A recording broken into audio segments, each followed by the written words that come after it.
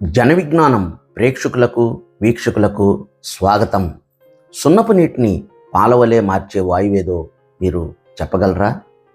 అలాగే మనం వేసవి కాలంలో తాగే థమ్సప్, కోకోకోలా, పెప్సీ, అలాగే గోలీ సోడా ఇటువంటి ద్రావణాల్లో కలిసి ఉన్నటువంటి వాయువేదో చెప్పగలరా?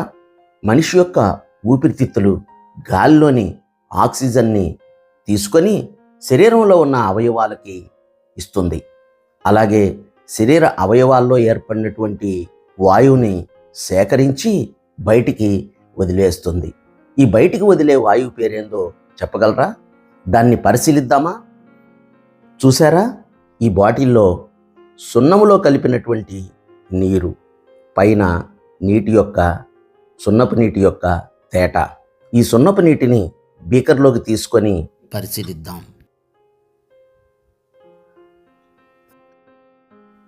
ఈ బేకర్లో ఉన్న సున్నపు తేట ఇది క్లియర్ సొల్యూషన్. దీన్నే కాల్షియం హైడ్రాక్సైడ్ అని అంటారు. దీనిలోనికి ఊపిరితిత్తుల నుంచి వచ్చే వాయువుని స్ట్రా ద్వారా పంపించి పరిశీలిద్దాం. గమనించండి ఏం జరుగుతుందో.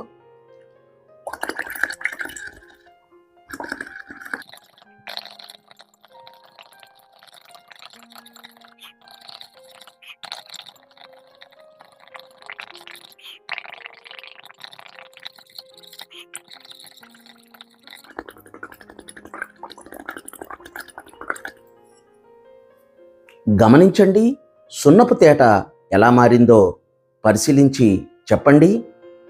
ఇది పాలవలే మారటాన్ని మనము గమనించవచ్చు.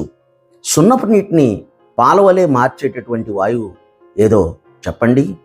ఊపిరితిత్తుల నుంచి వెలువడే వాయువు, అలాగే థమ్సప్, కోకోకోలా, పెప్సీ, గోలీ సోడా ఇటువంటి ద్రావణాల్లో ఇమిడి ఉన్నటువంటి వాయువు, దాని పేరేదో చెప్పండి.